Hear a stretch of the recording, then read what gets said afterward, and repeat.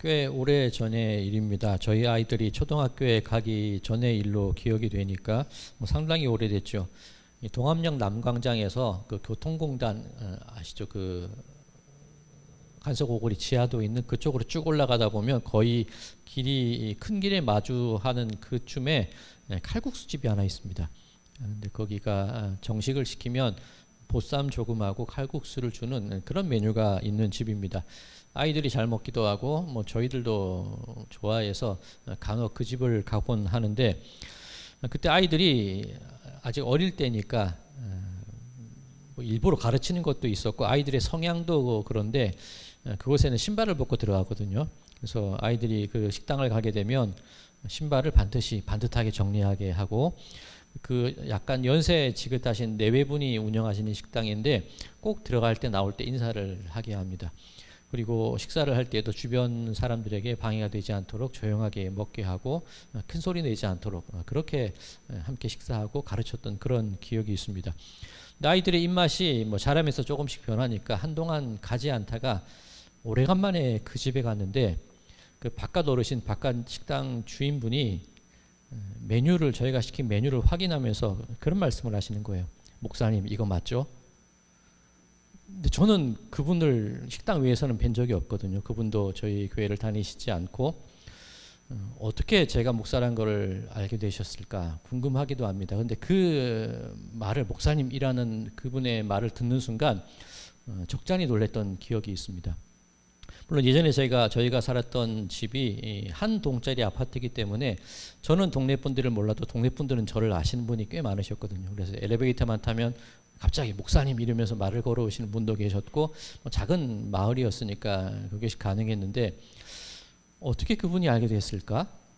누군가 저를 아는 분이 말씀을 해주셨기 때문에 아셨겠죠. 알게 되셨겠죠. 지금처럼 유튜브로 방송을 하거나 그런 시대는 아니었거든요. 그렇다고 그 식당에서 제가 누군가를 만났던 기억도 없습니다. 그렇다면 그 어르신이 알게 된 경위 역시 누군가가 말해줬다 하더라도 그 사람도 제가 목사라는 것을 어떻게 아는지 저는 모르는 거거든요.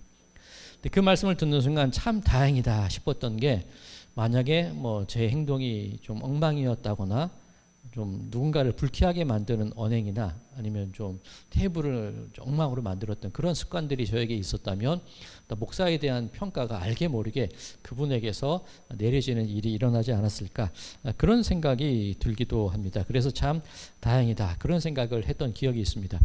반대의 경우도 있을 수 있습니다. 주차를 하거나 뭐 층간소음으로 누군가와 다퉜는데 교회에 가 보니까 그 사람이 같은 교회 교인이었다. 그런 경우도 충분히 있을 수 있거든요. 일상생활 속에서 무심코 행한 내 행동으로 인해서 나의 신앙적인 모습이 판단을 받게 되는 경우가 분명히 있을 수 있다는 것이지요. 그리고 민망해지는 경우도 분명히 우리들의 삶 속에 일어날 수 있는 겁니다. 자, 오늘 디도서 말씀은 이처럼 일상생활 속에서 우리 그리스도인들이, 믿는 사람들이 어떤 삶의 태도들을 가져야 할까, 그것에 관한 일종의 어떤 신앙 지침이라고 할 수도 있고 생활 지침이라고 할 수도 있는 그런 내용이 담긴 것이 오늘의 본문의 말씀입니다. 이 디도서는 디모데 전후서와 마찬가지로 목회 서신으로 분류되어 있습니다. 말 그대로 목회에 필요한 어떤 지침들, 목회에 필요한 방향들을 제시해주는, 바울이 제시하는 그런 내용으로 채워져 있습니다. 자, 바울이 3차 여행을 하는 동안 크레타 섬에 방문하게 되는데, 그것을 떠날 때 디도를, 자신의 믿음의 자녀 디도를 그곳에 남겨놓고 떠나게 됩니다. 그리고 남겨진 디도를 위하여서 어떻게 그곳에서 교회를 세우고 어떻게 교회를 든든히 하고 성도들을 세워나갈지, 그것에 관해서 기록을 한 것이 바로 오늘 디도서의 내용이라고 할 수가 있습니다. 이 크레타 섬이라고 말씀을 드렸는데 성경에는 그레데 섬이라고 되어 있기도 합니다. 작년 크리스마스 설교 때 제가 이 크레타 섬에 대한 설명을 자세하게 드렸던 기억이 있습니다. 구약 시대 때에는 블레셋인들의 본거지가 되기도 했고, 제우스, 그리스 신화에 나오는 제우스가 주로 활동했던 장소이기도 합니다. 이 페니키아 여인 이 에우로파를 납치해서 이 크레타 섬에서 아이를 낳게 되는데 그 아이가 미노스 왕이 되죠. 그리고 그 미노스 왕이 되는 과정 속에서 이 포세이돈과 바다의 신 포세이돈과의 어떤 계약의 문제도 있고, 그리고 이 황소의 머리와 사람의 몸을 가진 이 미노타우루스가 갇혀 있는 이 미궁에 갇혀 있는 그런 곳이기도 합니다. 뭐 그곳 역사를 말씀드리려는 게 아니라 크레타 섬이라는 곳이 그리스 신화가 뭐랄까 살아있는 그런 곳입니다. 온통 신화로 채워진 도시, 그곳이 바로 이 크레타 섬이라는 것이지요. 그곳에서 디도가 목회를 해야 하는 그런 상황에 빠져 있는 겁니다. 자, 이 크레타인들에 대한 평가가 디도서 1장 12절에 나와 있는데 이렇습니다.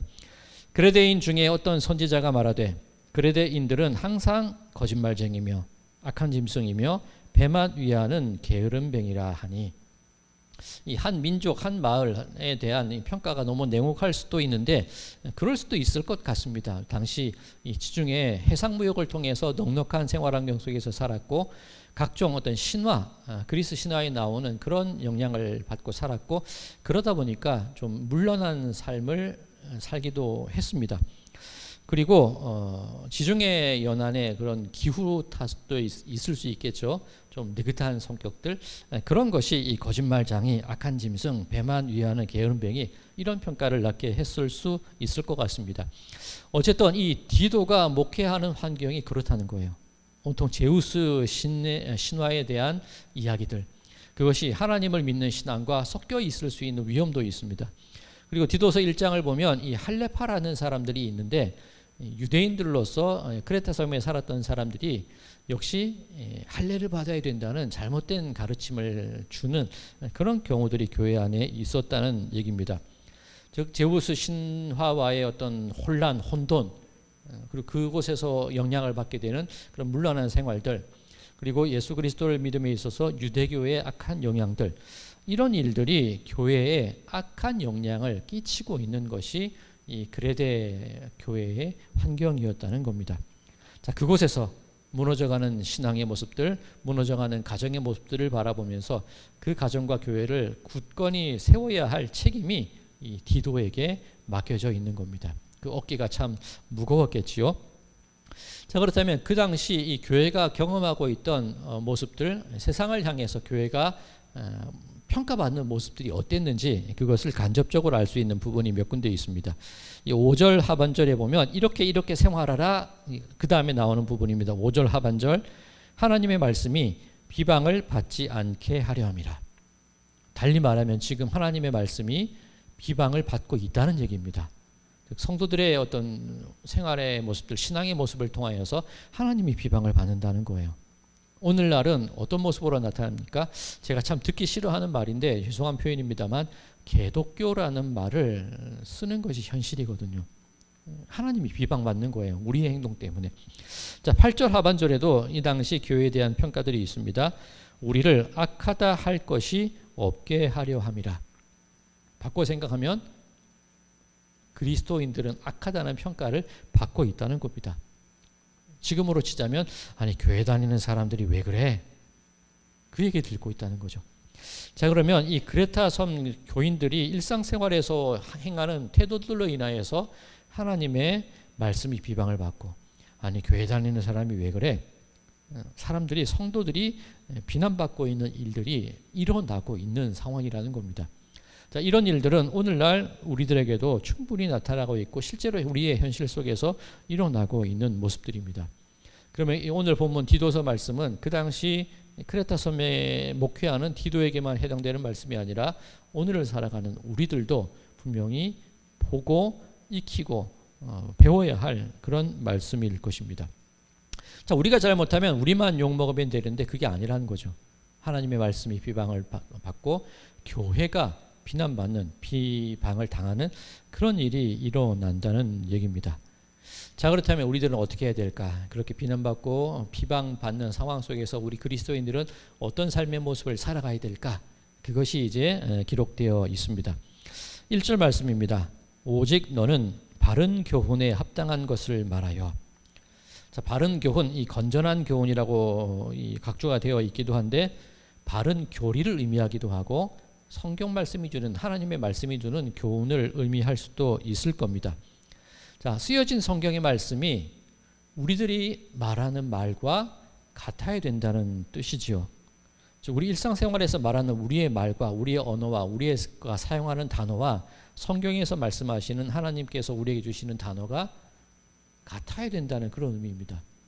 제가 여러 번 말씀드리죠. 우리가 하는 말은 사건을 만들고 현실화시키는 말의 힘이 우리들에게 있다.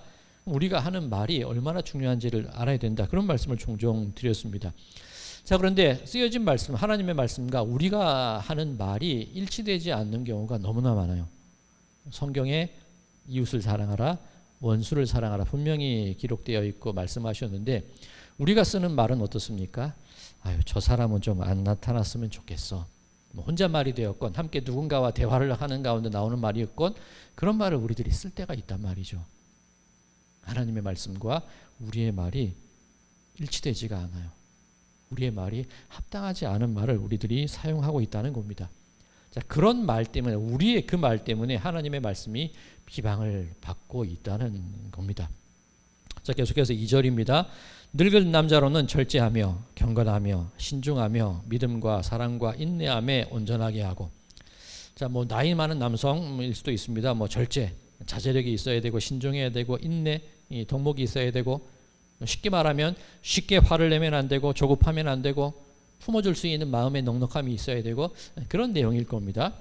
자, 3절 늙은 여자로는 이와 같이 행실이 거룩하며 모함하지 말며 많은 술의 종이 되지 아니하며 선한 것을 가르치는 자들이 되고 뭐 계속 그런 내용이 나옵니다. 자, 남을 헐뜯지 말아야 된다. 모여서 하는 얘기가 누군가를 헐뜯는 얘기, 앞서 말씀드린 것처럼 쓰여진 말씀과 우리가 하는 말이 일치되지 않는 거예요. 그리고 많은 술의 종이 되지 아니하며, 우리 지난주에 살펴봤던 디모데 전서 같은 경우에 이 바울이 디모데에게 권면하기를 디모데 너 위장이 좋지 않냐, 그러니 포도주를 조금 써보면 어때, 그런 얘기를 하거든요. 이 약용으로 쓰이는 포도주가 있었다는 얘기죠. 오늘 본문 말씀을 보면 많은 술의 종이 되지 아니하며 그렇게 되어 있습니다. 자, 술이라는 것이 중추신경에 영향을 미쳐서 우리들의 어떤 신체적인 변화를 이끌어내는 게 술입니다. 내가 모르는 사이에 나의 중심을 장악하는 게 술이라는 거죠. 농담처럼 그냥 드리는 말씀인데 우리 여성분들에게 즉시 화를 불러일으킬 수 있는 단어가 하나 있다고 합니다. 어떤 단어인지 아시겠습니까? 아줌마.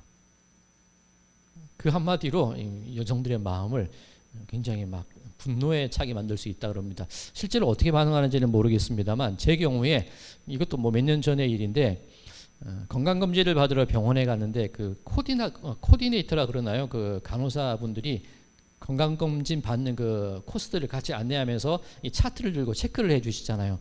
그때 저에게 했던 말이 저에게 참 충격이었습니다. 그때 저한테 뭐라고 얘기를 하냐면 아버님 이러는 거예요. 그게 굉장히 좀 충격이었거든요. 그때만 해도 40대 후반이었는데 아버님이라는 말을 들을 땐가 싶어서 그 여파가 한동안 갔습니다.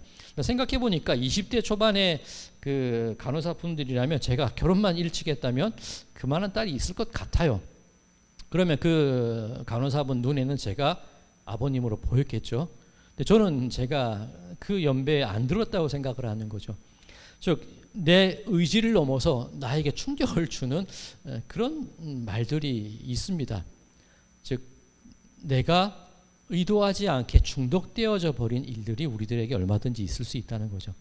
정신 차려보니 문 앞에 택배 상자가 쌓여 있다거나 그런 일들이 종종 일어납니다. 즉 내 의지를 이미 넘어서 나의 행동과 어떤 내가 주체하지 못하는 화를 내는 모습들이라든가 그런 모습들을 주의해야 된다. 뭐 그렇게 뭐 농담처럼 말씀을 시작하긴 했지만 그렇게 해석이 될 수도 있을 겁니다. 자, 뭐 늙은 남자, 늙은 여자, 남자와 여자를 구분하여서 고민하겠다기보다면 흔히 말하는 성인이라면 이런 모습을 지녀야 되지 않겠습니까? 그렇게 이해할 수가 있을 겁니다. 이어지는 말씀을 보면 뭐 젊은 여성, 젊은 남성에게 필요한 모습들이 나열되어 있는데 교회에서 이 바울이 디도에게 권면하라고 내린 지침인데 특별한 게 없어요. 남편 사랑, 자녀 사랑, 선한 행실, 단정함, 책망받지 않을 만한 바른 말, 뭐 대단한 거 아니에요. 우리는 생각하는 게 뭐냐면 그리스도인으로서 세상을 살아갈 때 어떤 모습을 보여야 될까? 그 생각을 하면 떠오르는 게 뭐냐면 기도 열심히 해야지, 성경 열심히 봐야지, 금식해야지, 전도 열심히 해야지. 그런 목록들을 우리들은 우리 마음 가운데 떠올린단 말이에요. 그런데 세상 사람들이 우리를 판단할 때 우리의 그런 모습으로 우리를 판단하지는 않는다는 겁니다. 물론 뭐 기도하고 말씀 보고 뭐 필사를 하건 금식을 하건 전도의 행위를 하건 우리의 신앙을 가다듬는 그런 훈련의 과정들이 분명히 있어야 됩니다. 그런데 이런 과정들은 누군가에게 평가를 받는 게 아니라 우리 스스로가 바로 세워지기 위한 스스로를 향한 훈련의 과정이거든요. 예수님께서도 말씀하신 게 금식한다고 티내면서 초췌하게 다니지 마라. 밖에 나가서 괜히 거룩한 척 통성기도 하고 다니지 마라. 기도를 하려거든 골방에 들어가서 조용히 해라. 그렇게 말씀하시죠. 우리의 신앙의 모습을 단련하기 위해서는 분명히 해야 될 모습들이 있습니다만 세상 사람들은 그런 모습으로 우리를 판단하지가 않는다는 겁니다. 오늘 내용들 대단하지 않죠? 흔히 생각하는 보통 하는 권면과 크게 다를 바가 없어요. 그런데 바울은 디도는 크레타 교인들에게 이런 권면의 말씀들을 하고 있었다는 겁니다. 왜 그러냐는 거죠. 10절 범사에 우리 구주 하나님의 교훈을 빛나게 하려 함이라. 특별한 게 아니라 우리의 일상적인 모습 그것이 하나님의 교훈을 빛나게 하는 거라는 거예요. 예배 잘 드리고 봉사하고 물론 필요한 모습들입니다만 세상 사람들은 우리의 그런 모습을 주목하는 게 아니라 우리의 습관, 우리의 말 한마디, 우리의 어떤 행동들 혹은 그죠 아까 말씀드렸던 우리가 알게 모르게 지배받고 있는 우리들의 습관이라든가 무심코 튀어나오는 말들로 인하여서 사람들은 상처를 받고 그 일들을 통해서 우리를 판단하고 우리를 평가하고 교회를 비방하고 하나님의 말씀까지 비난하는 그런 일이 일어나게 된다는 겁니다. 사람들과 어울려 살다 가다 보면 사람들은 알게 돼요. 우리가 예수 믿는 사람이라는 것을 압니다. 모를 수가 없습니다. 드러나게 됩니다. 우리의 말 속에서든지 앞서 말씀드렸던 그 식당 어르신께서 어떻게 제가 목사인 것은 알 수 없지만 그 과정은 알 수 없지만 분명히 사람들은 우리를 알아요. 그런데 그만큼 우리를 지켜보고 있기도 하다는 겁니다. 우리의 일상의 생활이 얼마나 소중한지를 우리가 알아야 되겠죠. 자, 그런데 내 속에 바른 믿음, 바른 신앙, 올바로 자리 잡고 그것이 말씀과 신앙이 분리되지 않고 내 삶 속에서 드러나면 좋겠다. 훈련하고 연습하면 좋겠습니다만 그게 생각대로 되지가 않습니다. 그냥 불쑥불쑥 튀어나오는 그런 우리들의 성품이 있다는 거죠. 내가 변하려 한다 해서 변해진다면 얼마나 좋겠습니까만 되지 않으니 크레타 섬의 교인들이 그런 평가를 받고 있는 거고 되지 않으니 우리들의 삶 속에 교회가 비난받는 일이 일어나고 있는 거죠. 어떻게 해야 된다는 겁니까? 디도서 3장 오늘 본문은 아니지만 디도서 3장 3절에서 7절 말씀 제가 읽겠습니다. 조금 길지만 제가 천천히 읽겠습니다. 우리도 전에는 어리석은 자요 순종하지 아니한 자요 속은 자요 여러 가지 정욕과 행락의 종 노릇한 자요 악독과 투기를 일삼은 자요 가증스러운 자요 피차 미워한 자였으나 우리 구주 하나님의 자비와 사람 사랑하심이 나타날 때에 우리를 구원하시되 우리가 행한 바 의로운 행위로 말미암지 아니하고 오직 그의 긍휼하심을 따라 중생의 씻음과 성령의 새롭게 하심으로 하셨나니 우리 구주 예수 그리스도로 말미암아 우리에게 그 성령을 풍성히 부어주사 우리로 그의 은혜를 힘입어 의롭다 하심을 얻어 영생의 소망을 따라 상속자가 되게 하려 하심이라. 우리가 살아가는 모습들 우리가 행한 바 의로운 행위로 말미암지 않는다는 거예요. 내가 한다고 해서 되어지는 일이 아니라는 거죠. 그럼 어떻게 하라냐? 그의 긍휼하심을 따라 중생의 씻음과 성령의 새롭게 하심으로 하셨나니 성령이 나에게 임하셨는지 어떻게 아냐는 겁니다. 모르면 확실한 방법이 하나 있습니다.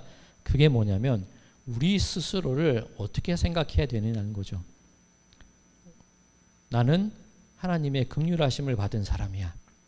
나는 죄인은 죄인인데 용서받은 죄인이야.